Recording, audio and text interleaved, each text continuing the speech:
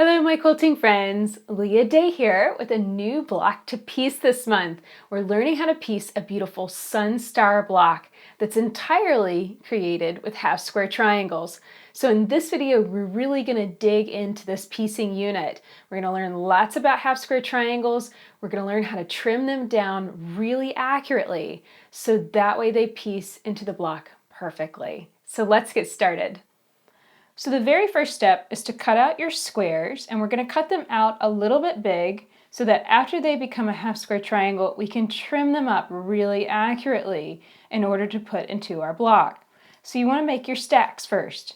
We're going to start with the fabric A and fabric D. You're going to make 2 stacks of those squares.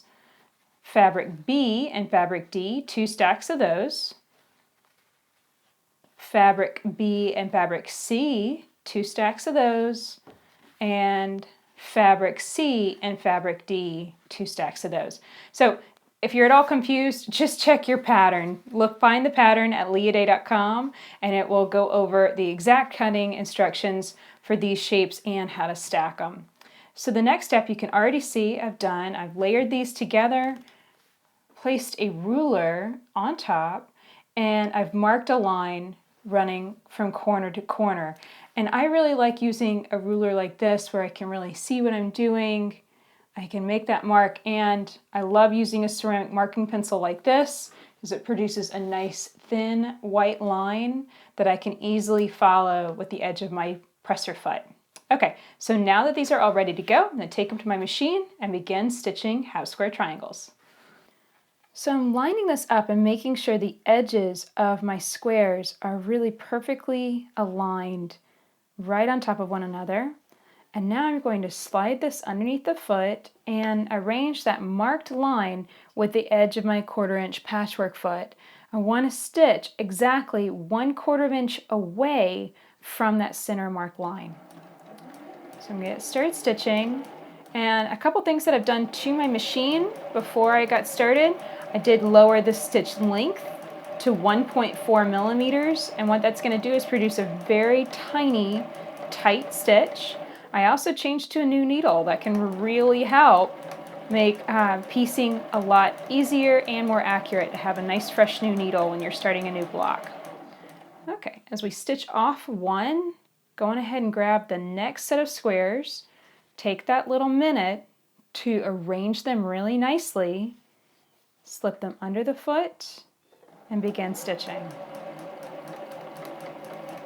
And so this is called chain piecing. It's chaining one piece next to another, and you can chain piece all of these in a row, and it makes the piecing go by a little faster. The thing you have to keep in mind though is to maintain your focus and concentration throughout. So you don't want to just be like watching television while you do this. You really want to maintain your focus, watching that line, making sure that your foot stays nicely in line with it and you don't start wobbling around. Okay, so I'm going to continue chain piecing, just sliding the next set of squares underneath the foot and keeping that marked line aligned with the edge of the presser foot as I stitch down. So I pieced through all of my half square triangles on one side, and now I'm going to flip them around and do the exact same thing, this time lining up my foot on the opposite side. So I just line up that edge and stitch 1/4 inch from that marked center line on all of the pieces again.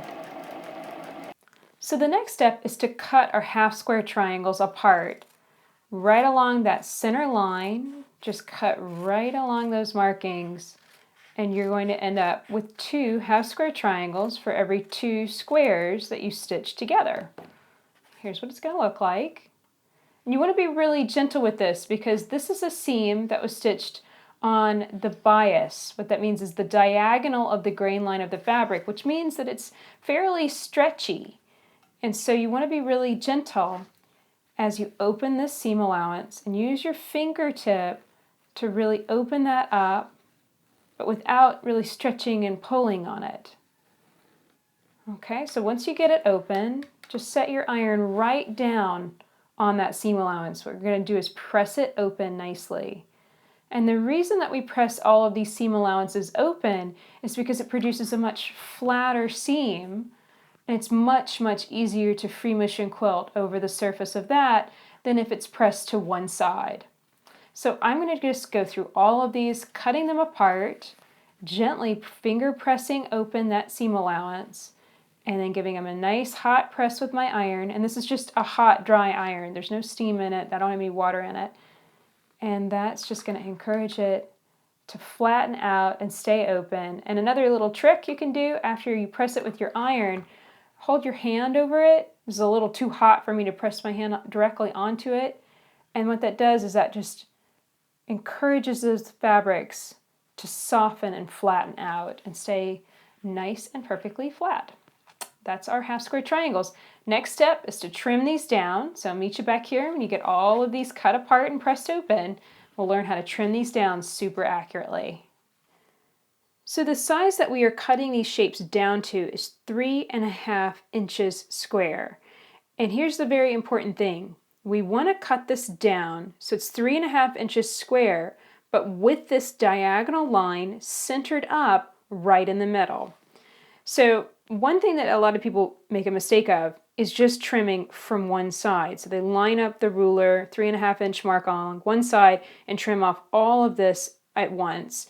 And yes, that saves time, but it's really not the most accurate way of doing it. The most accurate way of doing it is to center this up, make sure that diagonal line on the ruler is centered up with the diagonal piece line in the half square triangle, and you're going to trim about 1/8 of an inch from each side. And I'm going to be very careful not to shift my ruler. I'm going to rotate my mat and rotate my ruler at the same time. Again, now I know I can trust this line because I've just trimmed it, and line up that diagonal marked line again, grip it firmly, and make that cut. Okay, rotate again.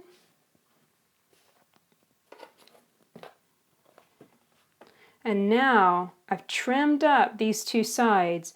Now I line up the 3.5 inch mark along the side and the bottom and that diagonal line. So it's 3 things you need to line up at once. And here's another important thing, and this is something that a lot of people miss. The lines on your ruler need to be included with your cut. So it might be nudging it over just that little bit to include the line, but that's important. That's enough to to determine whether you're going to have a nice pointy point and things match up or it not. Okay. Rotate again. And now I have 4 things to line up. I have the diagonal line, and I have 3 sides of the square. All need to line up nicely. If things aren't lining up nicely, then I know my ruler's slipped, and it's not going to be an accurate piece. But this is looking good. So it is slow and steady work. Take your time. Don't try and rush through this as you trim all of your half square triangles down to exactly 3.5 inches square. So you'll want to arrange all of your pieces so they form this beautiful sun star block. And the next step is to stitch this together working in rows. So I'm going to stitch these pieces together in sets of 4 all the way down. So 4 sets of 4, and then I'll piece those rows together, matching up where these seams come together. So one of the most important things to develop when you're piecing any type of block is some sort of pinning method that works for you that will translate from how things are laid out here to your sewing machine. So what works for me is to flip the piece over and to place a pin so it's running perpendicular with the seam that I'm going to stitch.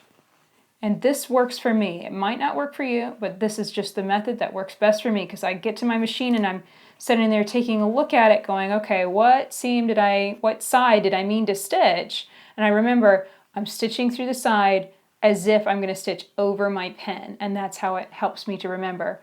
Notice that I'm not pinning this accurately. I'm not getting this super nicely aligned.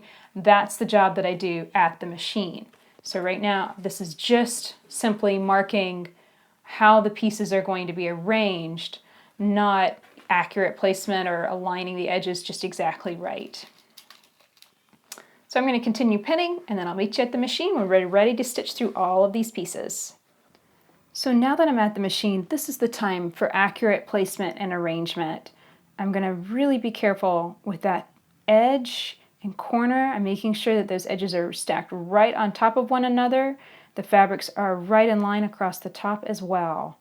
And here's another tip. I really like to stitch through, anytime I have kind of a bulky seam allowance, I want to stitch through that first, the bulky area first, rather than leaving it to last where it could kind of stretch and distort out of shape. So this is looking good. And now I'm going to lift my presser foot all the way up so that way the pieces can slide right up next to the needle. So the very first stitch that I take is going to be onto that bulky seam allowance. So it's kind of trapped. It can't shift downward. It can't wiggle out of the area where I want it to be. As I'm stitching, I'm also keeping the bottom edges in perfect alignment, pressing hard with the tip of my finger just to keep those arranged nicely. And again, we can use our chain piecing technique. I can stitch and then stitch maybe 1 or 2 stitches off of that piece, then grab my next piece, but I want to make sure to stop and take some time to arrange these nicely, making sure that those edges, all these edges, the top edge and that side, are all nicely aligned. Then again, lift your foot all the way up so that you can slide the pieces right up against your needle and then start stitching. These little steps may seem like no big deal, but when you start doing them consistently with every single piece and really taking your time, you will see such an enormous difference in how your pieces come together and how accurately they match up and how beautiful your triangle points end up. So I've just pieced the first 2 pieces and I've stopped to take a look at them just to double check how things are coming together, and you can see just how beautiful that matched up. This is going to be one of those things, just take your time, work 2 pieces at a time, and you get 2 set up for your row, then you can take them and put them together to complete your row.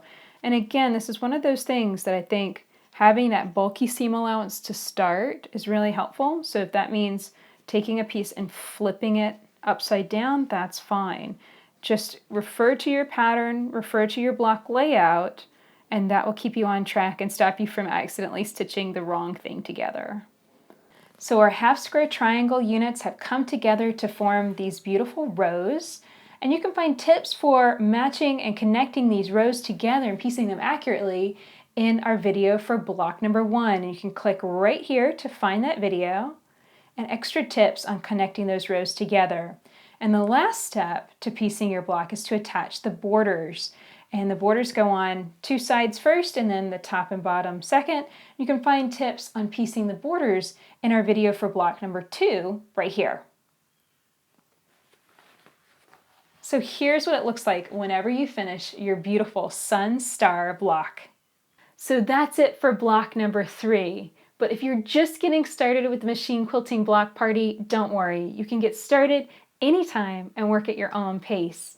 Click here to pick up your quilt pattern for block number 3, available at leaday.com. Don't forget to subscribe to our videos because we've got another video on this block coming out next week. You learn how to machine quilt it together. So definitely join me for that. Until next time, let's go quilt.